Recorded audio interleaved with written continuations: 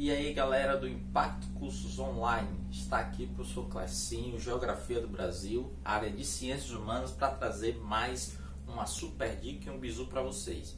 Agora nós vamos iniciar uma aula de resolução de questões, falando sobre justamente, vamos ver como que aborda a população brasileira nas questões do Enem e de outros vestibulares, beleza? Vamos lá. Antes de iniciarmos, eu vou trazer aqui mais uma reflexão para vocês. Você só tem o direito de ser feliz. Voltando, você não só tem o direito de ser feliz, como também tem a obrigação de lutar para alcançar a felicidade. Então, para chegar nesse processo de felicidade, nós precisamos fazer o quê? Se esforçar. E esse é o momento. O que é que nós vamos fazer agora? Questões. Se esforçar ainda mais, resolver, queimar as pestanas, queimar os neurônios. Vamos lá? Então, eu trouxe aqui a primeira questão, fala o seguinte. A questão 1 do módulo de vocês, pega aí o módulo de população brasileira. Questão 1 fala o seguinte: população brasileira cresce 0,9% entre 2012 e 2013. A população brasileira cresceu 0,9% segundo dados do Instituto Brasileiro de Geografia. Neste ano, o Brasil tem 201,03 milhões, ou seja, 1,79 milhão a mais do que no ano passado, 199 milhões. O crescimento é menor do que o observado entre 2011 e 2012, que havia sido 0,93%. Segundo o pesquisador do IBGE, Gabriel Borges, a tendência é que o ritmo de crescimento da população caia até 2042, ano em que a população brasileira para de crescer. A população vai crescendo cada vez menos até 2042, quando começa a diminuir. Indique a alternativa que representa uma tendência demográfica para o Brasil nas próximas 2 décadas. Letra A. Primeiro, o Brasil, o pesquisador aqui, o IBGE, está dizendo que o Brasil vai diminuir o crescimento. Ou seja, o Brasil estava correndo a passos largos e agora ele começa a caminhar em passos mais lentos. Significa dizer o quê? Letra A, diminuição da população absoluta. Letra B, redução da expectativa de vida da população. Letra C, aumento das taxas de natalidade e mortalidade. Letra D, redução do percentual de idosos sobre o total da população. Ou letra E, diminuição do percentual de jovens sobre o total da população.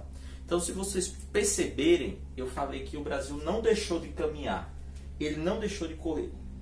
Na realidade, ele deixou de correr e está começando a caminhar. Ou seja, ele não parou, mas continua andando. Por quê? Nós tivemos uma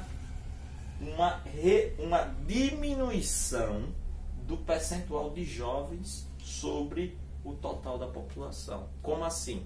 Nós vimos nas aulas anteriores que antes a nossa população era predominantemente composta por crianças, posteriormente por jovens, hoje por adultos. Ou seja, nos últimos anos houve a diminuição do percentual de jovens.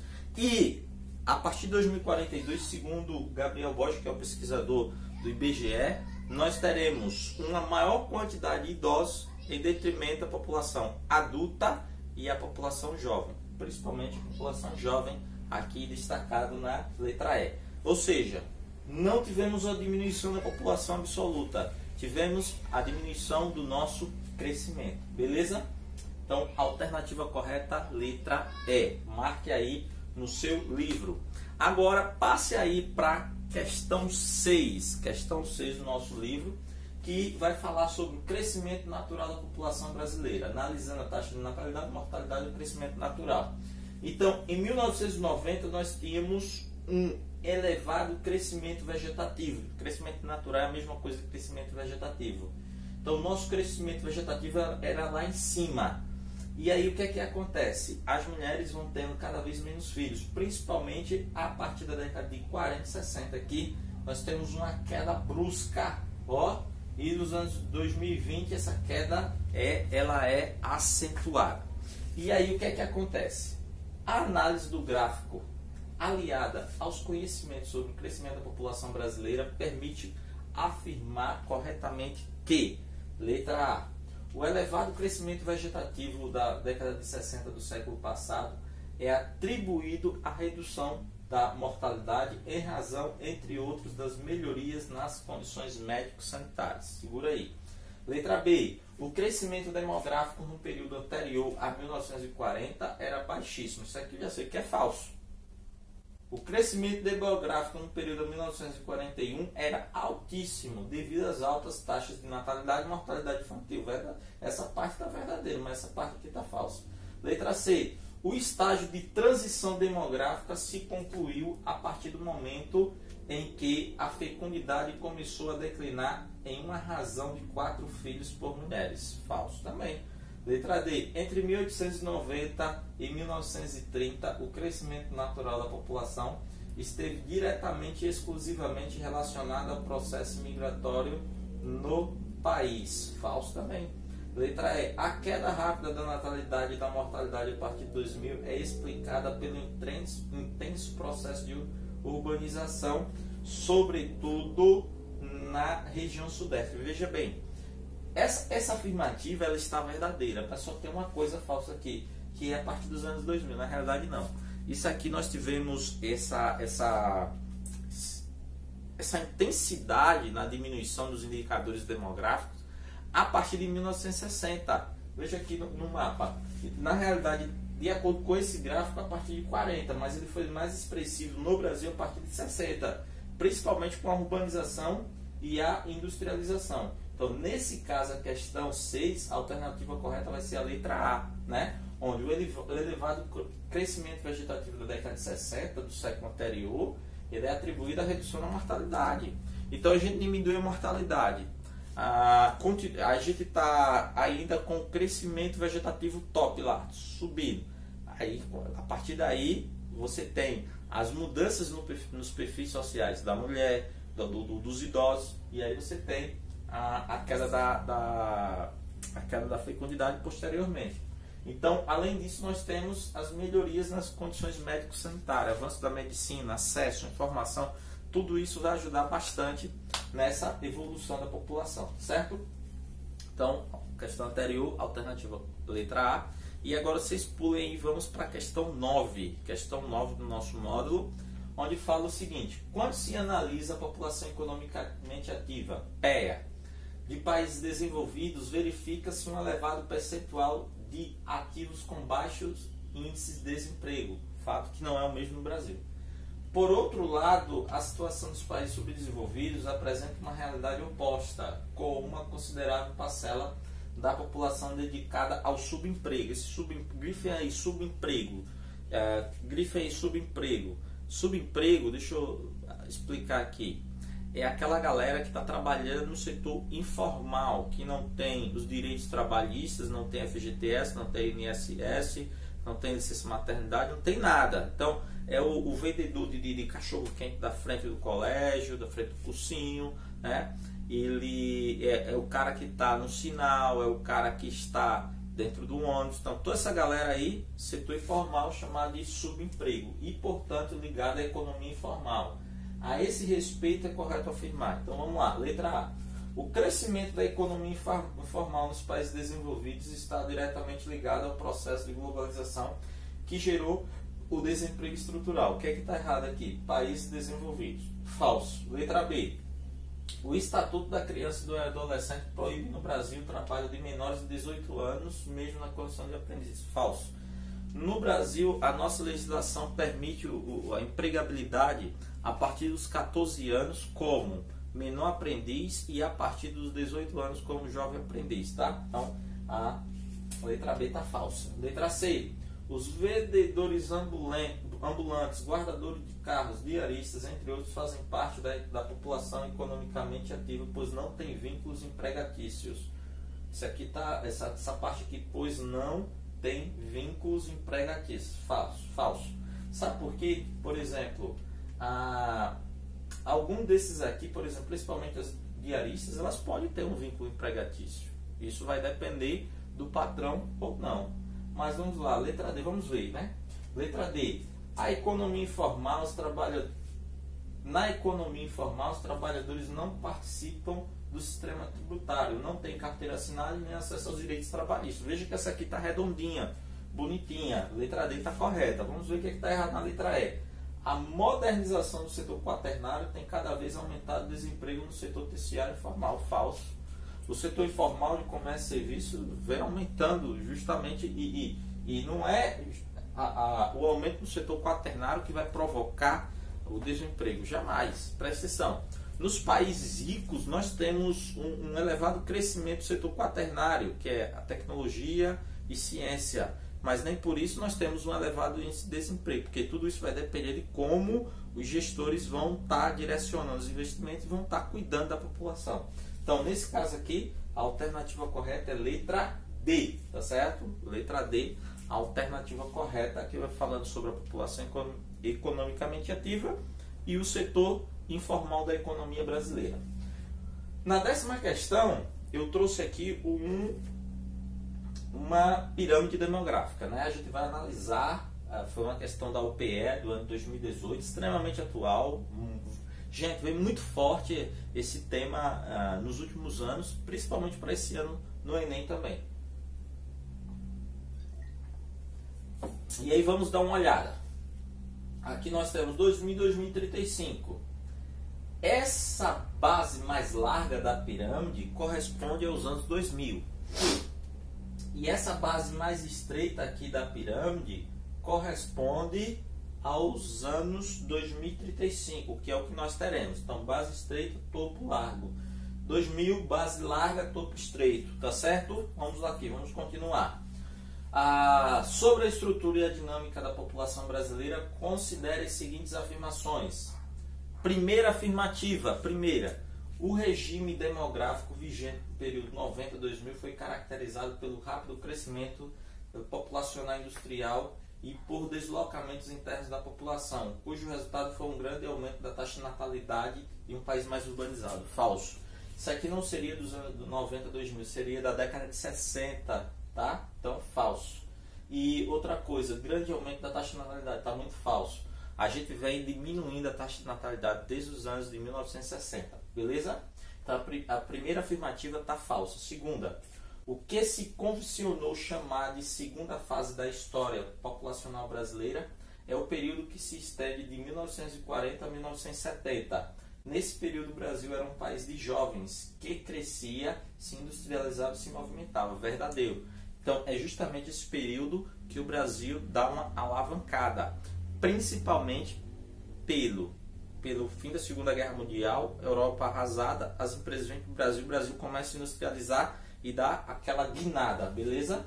Terceira, a projeção da estrutura etária da população brasileira para 2035 revela a contradição entre envelhecimento populacional e a onda jovem. Nota-se um alargamento da base. Falso. A gente tem um estreitamento da base. Então, a terceira afirmativa, ela é falsa, falsa, falsa. Então, nesse caso, só teremos a segunda afirmativa. Então, consequentemente, a alternativa correta, letra B, de bio. Fica aí, né? Vamos lá, questão 11. Essa questão 11 é muito interessante. Fala o seguinte. Leia atentamente o seguinte texto. O Brasil não tem nada a comemorar nessa quarta-feira, 17/10, quando se celebra o Dia Mundial de Erradicação da Pobreza, envolto a uma crise econômica tida por especialistas como a mais grave da história. O país vê o agravamento das condições de vida dos mais carentes apenas 5 anos após deixar o mapa da fome. Segundo analistas ouvidos pela Sputnik Brasil, o desmonte de políticas públicas associado à crise já se faz sentir em levantamentos nacionais. Um levantamento recente produzido pelo Instituto Brasileiro de Análises Sociais e Econômicas e base pela ONG ActionAid Brasil, né? Aí, leia o trecho a seguir, baseado nos dados do Instituto Brasileiro de Geografia e Estatística, mostrou que a fome já atinge 11,7 milhões de pessoas no Brasil, o que corresponde a 5,6% do brasileiro. Então, hoje, essa é a questão de 2019, muito recente, então hoje nós já temos 5,6% da população brasileira atingida pela fome em nosso país. Então, o que é que nós temos aqui? Considerando o excerto, é correto dizer que, letra A, os fatos relatados confirmam a ineficiência dos programas de combate à pobreza no Brasil, tais como Bolsa Família, valorização do salário mínimo, programas de fortalecimento da agricultura familiar, Pronaf, aposentadoria rural e o acesso a cisternas, sementes e creches, que nunca resultaram em efeitos reais da erradicação da pobreza. Letra B. A piora mostrada nos índices é explicada pelas mudanças ocorridas no Brasil, principalmente a partir de 2016, com a crise política, o aumento do desemprego e os cortes nos investimentos de políticas públicas de assistência social. Letra C. As informações apontam que, apesar de ter ficado mais pobre desde 2016, a população brasileira tem visto ampliados programas de apoio governamental às necessidades sociais. Letra D. Em função das políticas econômicas neoliberais assumidas pelo Brasil, a tendência no país é um retorno aos investimentos em políticas públicas focadas às populações mais vulneráveis e a consequente saída da população brasileira do mapa da fome. Letra E. As políticas keynesianas aplicadas pelo governo brasileiro nos anos 2014 e 2015 foram as principais responsáveis pelas mazelas sociais, uma vez que tais políticas demandaram a manutenção, as austeridades fiscais. Nesse caso aqui, gente, o texto ele enfatiza a importância do Estado para dar uma certa assistência, principalmente à população mais pobre, mais carente. Então, nesse caso, o que nós tivemos foi uma crise política que culminou com a crise econômica e que vem piorando cada vez a vivência da nossa população. Então, nesse caso, a alternativa correta vai ser letra B de Bill novamente, tá certo? E aí a gente vai aqui para a questão de número 13, abre aí o seu módulo, questão número 13, e fala o seguinte: leia o texto a seguir. Um fenômeno urbano visto especialmente nas grandes cidades. Esse processo ocorre na medida em que milhões de pessoas que compõem o PEA, a população economicamente ativa, deixam suas residências antes do horário comercial para chegar ao trabalho e no final da tarde ou do expediente voltam para casa. Esse processo significa simples fluxos populacionais que não configuram propriamente como migração. Isso porque não se trata de uma transferência definitiva e sim momentânea. Existem vários casos que se enquadram. Entre eles está o fluxo de boias frias que residem geralmente na cidade e se deslocam até o campo onde desenvolvem suas atividades, de pessoas que moram em uma determinada cidade e trabalham em outra, além de viagens de final de semana, feriados e férias. Decorrente desse fenômeno ocorre nos grandes centros urbanos a hora do rush, que é aquele congestionamento terrível, que são determinados horários do dia, os quais os trabalhadores se aglomeram no trajeto, tanto para chegar ao trabalho, como para regressar à casa. Outro tipo de fluxo é o commuting, pessoas que moram em um determinado país e se deslocam para outro para trabalhar ou procurar ocupação. Deixa eu dar um destaque para o commuting. Então, eu tenho duas alunas, eu vou mandar até um abraço para elas, que é a Suzane e a Natália. Elas moram em Foz do Iguaçu e cursam medicina no Paraguai. A distância de Foz do Iguaçu para a Cidade Leste no Paraguai é de 5 km. Então, de manhã elas vão, estudam durante o dia e retornam, tá? Isso é o commute, ou seja, é uma migração muito rápida, que dura menos de 24 horas, tá certo? Então, como se caracteriza? Assinala a alternativa que apresenta corretamente o tipo de migração descrita no texto. Como se caracteriza esse tipo de migração? Êxodo rural, migração espontânea, migração pendular, migração interregional ou migração intrarregional. Nesse caso, vai ser a migração pendular, que é aquela que você vai e volta. Então, se mora em Rio Largo, estuda no Impacto, migração pendular. Vem, estuda, depois volta. Clecinho mora no Bio, trabalha no Impacto. Vou, trabalho durante o dia, retorno. Então, a alternativa correta, letra C de Clecinho, né? Letra C, migração pendular. Beleza? Vamos aqui para a nossa última questão, questão 14. Abra aí o seu módulo. Fala o seguinte: processo de globalização. Deixa eu ver se é a última mesmo. Eita, já adiantei o processo aqui. É a última.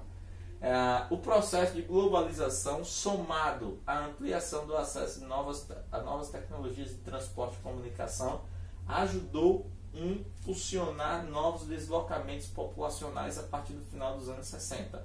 Indica abaixo a resposta correta em relação a este tema. Ou seja, a gente vai entender os movimentos populacionais impulsionados a partir do Brasil com seu crescimento econômico. Letra A. Os fluxos migratórios contemporâneos referem-se não apenas à chegada de orientais aos Estados Unidos, com destaque para os chineses, coreanos e japoneses, mas principalmente à chegada de turcos à Europa, em particular à Alemanha. Letra B. Apesar de a tecnologia beneficiar os imigrantes atuais, pouca coisa mudou, se comparados aos imigrantes que chegaram à América no século XIX. Os atuais imigrantes estão sendo rapidamente incorporados ao mercado de trabalho formal, ocupando postos chaves dos setores industriais. Letra C. O Brasil não mais recebe imigrantes, encontrando-se, portanto, excluído dos circuitos migratórios internacionais.